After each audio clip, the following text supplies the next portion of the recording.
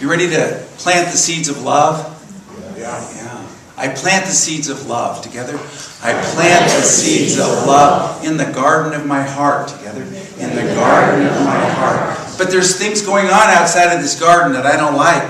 But what are you responsible for?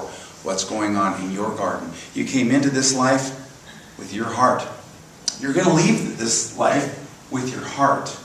And the only way you're going to be able to make a difference in this world, to take a stand for anything, is to make sure that you're cultivating the consciousness of your heart, the garden of your heart. You're responsible for nobody else's heart, just your own. But sometimes we're going around looking for fires to put out. The picture came into my mind when I was working on this of myself or other people in a fireman's outfit. Now, I think I've shared that I was a firefighter for a month. And I had the little hat, the plastic hat. I really was. And you have to wear the heavy coat and all that stuff. And you got a hose in your hand. And you're looking for fires to put out. You think that's your purpose and your mission in life, to put out fires. Makes you feel good, makes you feel important, makes you feel like you're worth something. And if there aren't any fires, what do? You set one. And then you got a fire to put out. It's called codependency. It's being codependent to the whole world. The reality is that this world is always going to have things to deal with, but what are you doing in the garden of your own heart? During World War II, in the middle of the worst crisis of the 20th century, Albert Einstein was asked by a reporter, what's the most important question anybody can ask themselves? And he said, the most important question you can ask yourself is this a friendly universe or an unfriendly universe? Now you say it was a pretty unfriendly universe at that point, but his implication was that it was a friendly universe. And if it's a friendly universe, you can use technology, you can use things in order to bring about more good. And if it's an unfriendly universe, well, you got to wall off against it, you got to attack it, you got to do all these different negative things. But what is it for you? Do you think the universe is friendly, basically? And he was able to say that in the midst of the worst catastrophe in the 20th century because he had faith in the ultimate outcome of planting positive seeds and having a positive result. And how many of you know about the psychiatrist Viktor Frankl? Viktor Frankl, raise your hand. He was a Holocaust survivor. He lost his pregnant wife and his whole family, his children. He was the only survivor, but he observed himself and the other people. He used this in his experience to create a sense of his purpose and meaning in life, and to realize that you cannot control anything out here, but you control one thing only. You can control your own consciousness, what you bring to bear. And he taught people, it was hard won, and he had road tested it, let me tell you. He was able to tell those people and to strengthen those people and to help those people who were going through catastrophes in their lives because his situation was far, far worse than anything that they would ever go through. Now in your life, what is your purpose? What is your meaning? Do you know what your purpose is? He says that's the most important thing to do, is to find out what's your life's purpose. And I'm going to share with you that finding out what your life's purpose is and living from that purpose is the most important thing you can do. From a standpoint that life is basically good, basically it's a friendly universe, and it needs you to show up in it. But what is your purpose? It's found at the intersection of three things. Now imagine I got a whiteboard or a blackboard up here, and I got three circles, and it's kind of like a triple Venn diagram. And the place where these three circles intersect is where you need to be with your life's purpose. And the first circle says what I'm passionate about, what floats my boat, what makes me, gives me a sense of well-being and a sense of excitement, a sense of joy, a sense of what Joseph Campbell called bliss. Remember he said, follow your bliss?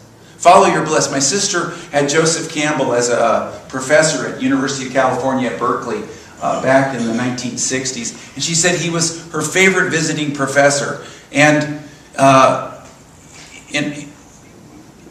in her situation, she said he was the best professor that she had ever seen. And the reason why was because he didn't make them buy his books. She said he was a humble man, he was a good man, and what he did was, he shared this idea that you should follow your bliss, that you could find out what your bliss is and then follow it. Find out what your bliss is and follow it. I find out what my bliss is and I follow it. Together? I find out what my bliss is and I follow it. What is your bliss? It's that thing that makes you excited. It's that thing that you would engage with in life. So the first thing is, what makes you excited? What do you have passion about? What do you feel? What gives you that sense of well-being? The second thing is, what are you good at? What really is a unique thing to you that you can express in this world? Now, you might be thinking, he's talking about being vice president of sales at General Motors, or he's talking about being the head of a worldwide organization, or even, God help us, being a unity minister. No. I'm not talking about a job description. I'm talking about a purpose. What is your purpose? What are you really good at? Are you a good listener? Are you a person who loves? What can you bring that's unique to you to bear upon this world? Okay, that's the second. And the third is, what's needed in this world? Or you could say, what's there a market for in this world if you want to be businesslike? It's what is really needed out there. What do people need? You know, whatever it is that your purpose is, it's got to meet a need somewhere with somebody. And this is true in the corporate world as well. They say that the corporations that do better than any other corporation, according to Jim Collins of Stanford, are those that meet the needs of the world, have a passion, and have a unique purpose, and then they find their mission where those three intersect. So ask yourself, what is that? And you say to yourself, but I don't know what my passion is. I don't know what my purpose is in life. Well, when Joseph Campbell was asked by somebody in my sister's class, what should I do with my life? He says, well, what's your bliss? And they said, I don't know what my bliss is. Well, find your bliss and follow it. You need to find out what your purpose in life is. You need to find out what your meaning in life is. You've got to find out what really floats your boat and then live out of that. And then you can live your life in such a way that everything unlike it, you let go of. I let go of everything that's unlike my bliss. Together, I let go of everything that's unlike my bliss. So ask yourself right now, what is your bliss? Where do you show up in the world where there's a true need? And what's uniquely yours to do? And then come up with a mission statement. Now this sounds kind of like a concrete thing to do, but Einstein once said, and Stephen Hawking also said this, that a law in science, a law in physics, is more likely to be true if it's simple, elegant, and beautiful. Doesn't sound very scientific to me. Simple, elegant, and beautiful. But they found out that the simplest, the most elegant, artistically, aesthetically elegant, and beautiful laws are those which are true. And the mission statement that is simple, elegant, and beautiful for you is where you're going to find your purpose in life and where you're going to make the biggest impact on the world. You say, but I want to go do something in the world. But first find out what's yours to do. I remember the head of Silent Unity, John Strickland, years ago saying, he wrote this in Unity magazine. He said, we get a letter every week from some well-intentioned person who gives us a list of ought-to-dos. You ought to do this in Unity, and you ought to do that in Unity. And almost every one of these ideas are good, but we ask ourselves, okay, what's ours to do? And in order to find out, we had to find out what our mission was. And their mission was to support people in prayer. What is your mission? So let me give you a couple of examples of this. Back about 15 years ago, I was on a staff of a church, and one of the staff members put on a little workshop for the rest of us, and she shared with us different processes and different things that we could do in order to find out what our purpose is. So I came up with my mission statement, and it was to know, love, and serve God. I thought I made it up. I thought it was unique to me to know, love, and serve God. I felt really good about my mission statement. And then I got a letter, or actually a pamphlet, soliciting me to audition to become the minister of another church, and their purpose statement was to know, love, and serve God. I thought I made that up. They didn't steal it from me. Synchronicity at work. And I knew in that situation that our entire meditation group, led by Jane Elizabeth Hart, we were all going to move there. And we all ended up moving there, and I've shared that story many times, and there's a lot more to it than that. But the purpose of our going there, knowing, loving, and serving God, was for the purpose of doing one thing and one thing only. And out of that mission came something beautiful. and it was called Lift Detroit in Prayer. You see, something happened. We got there, we found out that they were in recession. This is when the rest of the economy was going great. But Detroit, because of the big three automakers, was in a recession. And a recession and depressions are actually measurable. You're either in it or you're not, depending on certain calculations of how fast things are sinking in your local economy. And their local economy was in recession. So we were holding the light, and then in 2007, they entered a depression. This is 2 years before the crash, or I guess it was a year and a half before the crash in 2008. But they were ahead of the curve, and they were in a depression. So we were wondering, what are we going to do about this? Because people were really devastated. They were going through a lot of things in their lives. And what came in meditation was to do something for the community. We thought the community was just our little local community. And so my little vision of it was, we will hold an idea. The affirmation was, I lift Detroit in prayer. And so we're just going to hold that affirmation for the people, and we're about lifting the economy of Detroit. And I thought that we would hold a picnic. We'd hold a nice little picnic, a couple hundred people show up, and we'd have a nice little time and hold our hands, sing Kumbaya, and say a prayer. And 2 people on the same day. Well, first of all, somebody said to me, if you want something to happen, you need to do it for 21 days. I don't know if that's true or not, but I said sure, because that was open. It wasn't my idea anyway. So we're going to wait 21 days from this Sunday when we announce it. We're going to do this thing. So I sent out letters and emails to every religious organization, every political organization. I sent it out to all the newspapers and the radio and television. And I was informed by 2 different people that I could not do this. First of all, it was the Interfaith Clergy Association telling me, you did not build the proper coalitions, you didn't go through the right channels, you cannot do this thing. Oh, oops, I didn't know that. Then I was told by my own church, you cannot go to the media for this, you cannot speak to the media about this because you've never had any experience with a top 10 media market. Well, I'd been in 3 top 10 media markets, and Detroit wasn't one of them, but I didn't say anything because I don't fight people. What I did was say, oh, okay, well, that's interesting, and did it anyway. It's part of the reason why I'm here. But anyway, so what we did was, okay, we're going to build up to this little picnic idea, and then on the same day, before the first of the 21 days, 2 people came up to me and said the same thing. Now, this is where you got to pay attention. One person said, I think you're playing it too small. We should be at Hart Plaza. Anybody know about Hart Plaza? That's the Times Square of Detroit. It's the main place, right downtown in the middle of downtown. And wow, that's kind of ambitious. You got to rent it. You got to do all this stuff. And then the chief religion editor for the big paper, the Free Press, came to me and said, you're playing it too small. You need to go to Hart Plaza just 2 hours later. And I went, okay, we got to go to Hart Plaza. And an underwriter showed up and paid for the whole thing. And then printed up 10,000. And then another 20, 30,000 bumper stickers that said, I lift Detroit in prayer. And they were all over the city. And the signs were up. They had a big light sign, huge, like a Times Square kind of sign in the middle of Hart Plaza. Obama stood in front of that sign and commented on it. The governor spoke to it. And it became this gigantic thing 2 days before the event. And all the religious organizations in the city signed on to this idea. Every one of them, the Muslims, all the imams signed on to it. The Catholic diocese sent all their seminarians, required them to show up. Imagine that. All the evangelical churches in the inner city showed up. The only group that didn't show up was the Buddhists. The Hindus showed up. The Buddhists, they were somehow offended by it. I could never figure out why.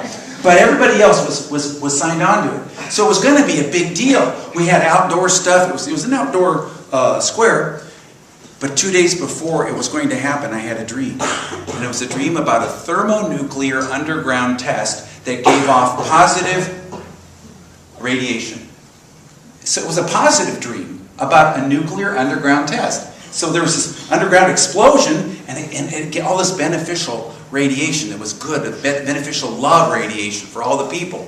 Could not figure out what that was about until the day of the event. We show up and a monsoon has hit us. A monsoon like rain like you've never seen in your life, rain beyond your wildest dreams. Who's going to show up in a monsoon to an outdoor event? We all show up anyway. We got all this equipment, but what are we going to do with it? And somebody looked over and said, what's that?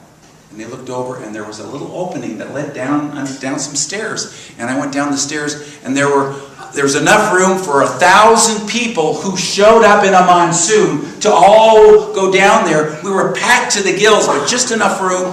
And it was like this, and you know how you can concentrate the energy? It was concentrated energy.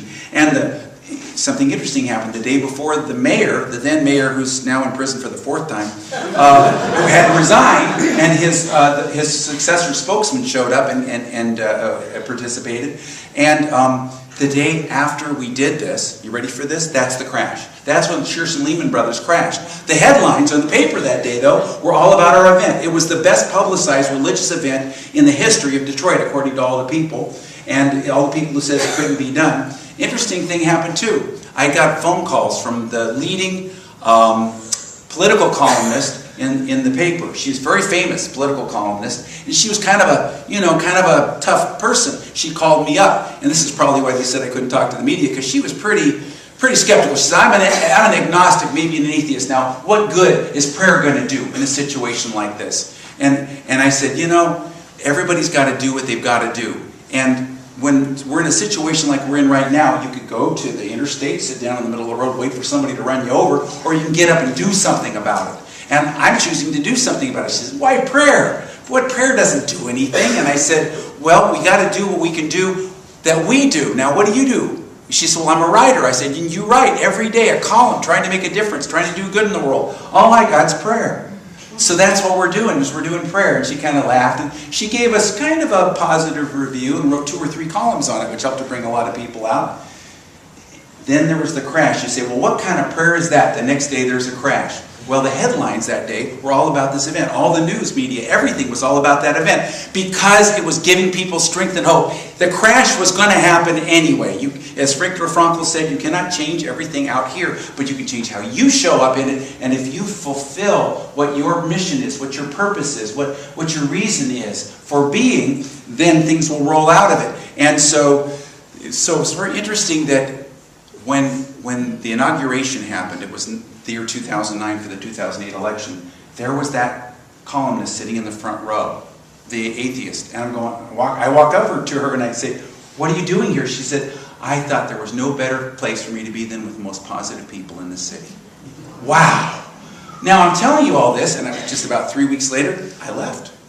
But the reason why is because the purpose was fulfilled. You see, we plant seeds. The question is, what kind of seeds are you planting in your garden? Are you willing to plant seeds when the circumstances don't look like it's time to plant seeds? You have to plant the seeds, especially in those times. But the first thing you got to do is find out, what is my purpose? And then use that as a measuring stick. Ask yourself, okay, my purpose is to know, love, and serve God. Does this fit that? If it doesn't, let go of it. If it does, fine. If somebody doesn't like, somebody says, but somebody won't like that if I don't do what they want me to do because it doesn't fit their mission. Well, maybe they'll get out of your life. I don't know. But whatever it is, you gotta get clear on what your mission is and live from your mission, your bliss, and make your decision right now. What is that mission? Interestingly enough, after I came here, I got a new mission. My new mission was to be an empowered facilitator. It was to facilitate and to be a support. And then I had a shift, and my mission changed again, and it was to lift up my star of heartfelt courage. Now, when you have a mission, it's elegant, it's simple, and it's beautiful. Get in touch with it. You say, I don't know what my mission is. Ask for it. We'll get a chance to do that at the end of my talk. Ask for your mission. Ask for what is mine to do, what's uniquely mine to do that I can do, that I'm good at, what gives me a sense of passion and bliss and purposefulness, and where in the world is it needed? Where's there a market for it? Where is there a human need for what I'm doing? And wherever those 3 things coincide, your bliss, your abilities, and the need in the world, that's where you need to be. So ask yourself, where in my world can I make a difference in the world? And that's where I start planting seeds. Now I want to share a parable which came to me this morning that I'm supposed to share, even though I hadn't thought about it at all, but it just popped into my head. You got to share the parable of the sower and the seeds. And I thought that's kind of an abstract thing, so hang on, because it talks about the levels of consciousness, the different mindsets that we can be in that can prevent us from fulfilling our purpose in life, planting the seeds of love, and those attitudes that can enable us to do that very thing. So let me just share the story with you. Jesus left his house, went to the lakeside, and he sat down to teach. The crowd got so large that he had to get into a boat and sit in it, and the crowd stood on the shore. He said these parables to teach them many things. Once there was somebody who went out to sow grain. As the seed was scattered in the field, some of it fell along the path, and the birds came and ate it up. Some of it fell on rocky ground. There's little soil. The seeds soon sprouted because the soil wasn't very deep. And when the sun came up, it burned up the young plants because the roots hadn't grown deep enough. The plants soon dried up. But some of the seed fell among thorn bushes, which grew up and choked the plants. And then some of the seeds fell in good soil, and the plants bore grain. Some had 100 grains, some had 60, others 30. If you've got ears, listen up. Now, what's he talking about here? He's talking about, these aren't just different people. These are all you and me. First of all, there's your higher self, your spiritual self that knows your purpose, your meaning in life, and wants to plant these seeds in the garden of your heart, the sanctuary of your heart. And then what is the consciousness you're going to be in when those seeds are being planted? Now, the question is, what consciousness are you in? Okay, but we're in all these consciousnesses at different times, so it's our responsibility to make sure that we have the right environment in our garden. Am I being too abstract for you? Because this is something he was teaching. It's a very powerful teaching. And the first consciousness that we don't want to be in is where you scatter the seed in the field, but some of it falls over off the path, and the birds come and eat it up. Sometimes you go off the path, and what are those birds? You're not focused on your purpose. You're just going off. Have you ever gone off? Gone off the path? And what are the birds that eat it up? It's all that negative self-talk. Oh, I can't do this. Nobody in my family ever did this. The self-talk that came from your generations of families or cultures or whatever the thing is. What the world is telling you right now. And those are those birds, and I like birds, but here it's a negative symbol, that eat up those seed thoughts. So you get off the path. Don't get off the path. Stay on your purpose. Stay on your vision. Stay true and integrity with your own being. The second one is, some of it fell on rocky ground. There was little soil. The seed soon sprouted. The soil wasn't deep. The sun came up and burned up the young plants because the roots hadn't grown deep enough. The plants soon dried up. Oh boy. You know, this is that flash in the pan enthusiasm. Do you ever get excited about something and then drop it? You know, it's like deep down you're shallow. You know, it's just this shallow, rocky soil. There's just enough that it gets real excited, it starts to sprout, and then it dies. You know, there's sometimes ministers get together and we talk about this. In fact, I've talked to Betsy about it in the office. And something is always true, and I bet you Mary Beth and Michael know about this. If somebody comes into a church for the very first time and goes, oh my gosh, this is the greatest thing in the world. I found myself, I found my home. This is the greatest thing in the world. You'll never see them again. Guaranteed, they will never come back. Right? Am I right? So who will come? It's the person who goes, this is okay. I'll come back next week. I'll try that. Yeah, okay. And it's somebody slow and steady wins the race. It's not that flash in the pan hype. You know, follow your bliss isn't follow your hype. Having a sense of joy and enthusiasm is not just whoop-de-doo, you're just so excited about it. That's just more ego. So ask yourself, you know, am I really engaging with it and I'm willing to stay in there in the long haul, or am I just going to be, you know, just kind of excited about it for a short period of time? Maybe you need to be a little less excited initially, but you stay with it, and you build. The third one is some of the seeds fell among thorn bushes, which grew up and choked the plants. Thorn bushes. What's the thorn bush? Your Facebook feed. I have a friend of mine who went in for their annual physical, 60 years old, never had high blood pressure in their life, and they're told, you got high blood pressure. How could that be? How did I get high blood pressure? Boys had low blood pressure. So they got one of these little $15 cuffs. They got $15 cuffs now. You can test yourself. And they started checking themselves out, and they found that they didn't have high blood pressure. They had just normal or even a little bit low blood pressure. Except for right after they checked their Facebook feed, which they had done just before when they're sitting in the waiting room in the doctor's office. What am I telling you? I'm not telling you don't be informed. I'm not telling you you should bury your head in the sand. But I'm saying only engage with negativity to the extent that you know that it's the water that you're rowing your boat through, and don't let it get into your boat. Remember that last week? That was my analogy. Let the boat go through the water. Don't let the water go into my boat. Let my boat go through the water. I won't let the water go through my boat. Together? Let my boat go through the water. I won't let my water go through the boat. That was hard, but never mind.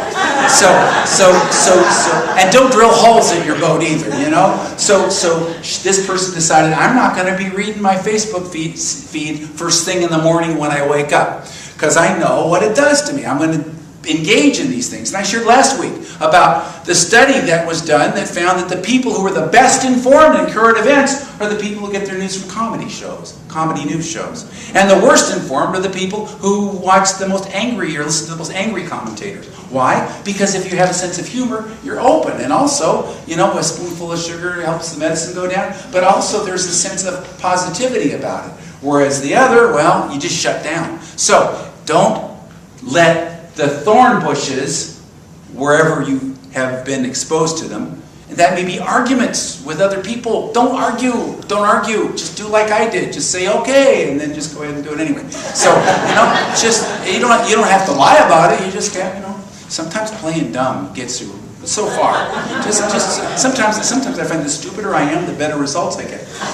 So the last one is seeds fell on good soil. The plants bore grain. Some had 100, 60, some 30. We're all in different levels of consciousness. We're all going to do different things. Some of us have very public, you know, lives. Some of us have very private lives.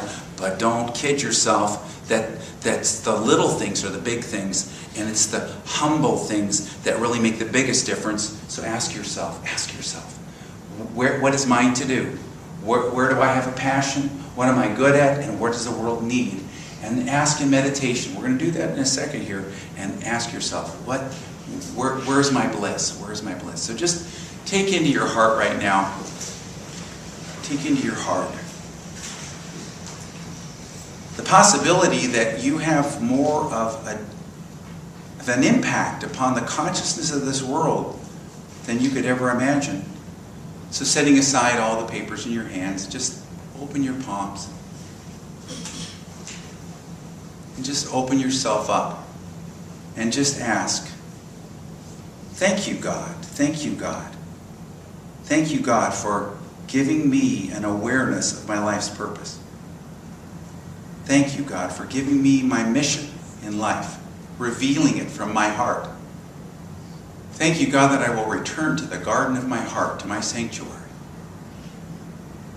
where I will receive this. And now just get quiet, open your heart and mind, and just listen.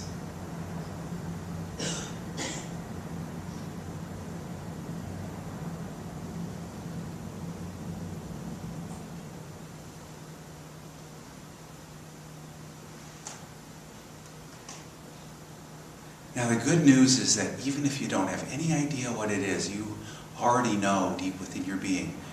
So do some journaling this week and just kind of meditate a little and pray a little about it. You'll know what your mission is, what your purpose is, and you'll move forward. Thank you, God. Amen. Now take a deep breath and let it out. And set aside all the papers in your hands, because you're going into a sacred garden. And in this garden you don't need to hold on to anything, because your heart's going to be so open. In fact, this garden, this sanctuary, is the garden of your heart. So imagine that you're looking at a garden wall in front of you. Beautiful garden wall, very old. Very old, but in good condition. It's right there, and in the middle of it there's a doorway that is closed with a latch on it. Just notice what it looks like. It's your gateway to the garden of your heart. And so walk up to the doorway and unlatch the latch, open the door, and go into the most beautiful garden you've ever seen in your life. And engage your whole self with this garden. Just notice the beautiful colors, sights. What is there? What is the most beautiful garden you could ever imagine? Notice it.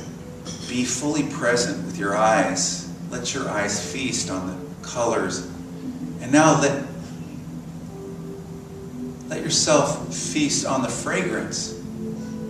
Engage all of your senses. So notice the smells of nature, not just flowers, but the beautiful, warm scent of the earth and the breeze. Really give yourself to this visualization of this garden of your heart. Notice the sounds. The sounds maybe of the buzzing or chirping of insects or birds. What sounds do you notice? Are there crickets? Are there birds? Bees?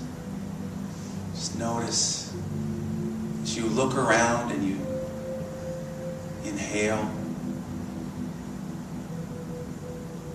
Just notice that there's a bench there right in the middle of this garden. It's a beautiful garden bench, and you go over and you sit down and you turn around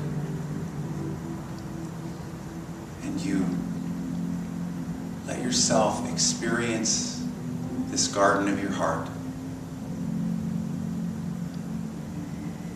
Just let it all in.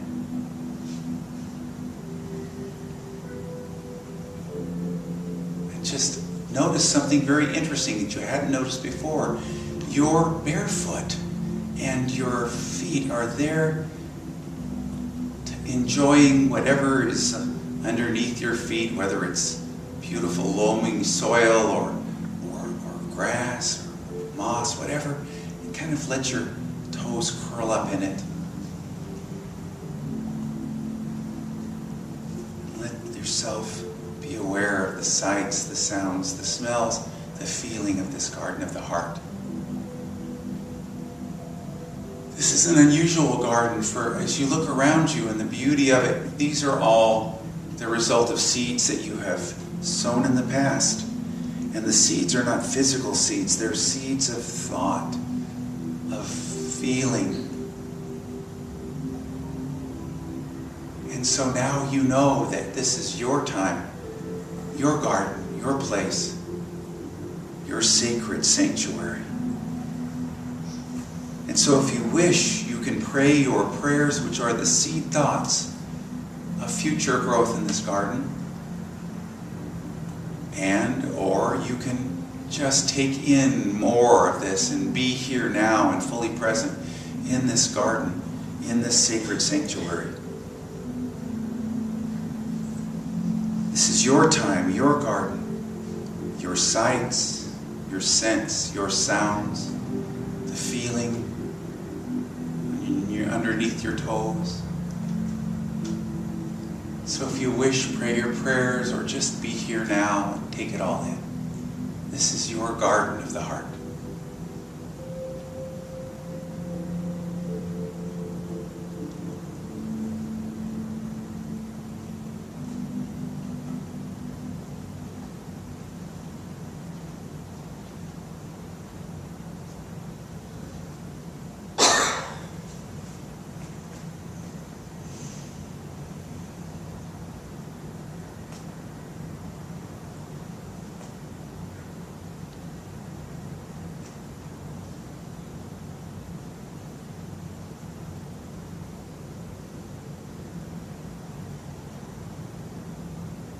No matter what may be going on outside of this garden, this is the real you. This is your experience. This is your life. Your heart is what you came into this life with and what you will leave with. It is the generation of your soul's essence expressing. And as you see and touch and feel and hear and sense with your scent this garden, you are experiencing something that represents for you the inner life that's rich and nurturing and freeing and abundant. Abundant good. I'm saying yes to the life. I'm saying yes to the garden of my heart. I am saying yes, and so it is. So we move forward in our week planting the seeds of love, and that's what we're doing. So we're going to take our offering now, and our offering statement is, I plant my seeds of love and I receive abundantly. Together, I plant my seeds of love and I receive abundantly. And silently. And again aloud together. I plant my seeds of love and I receive abundantly. And so it is. Amen.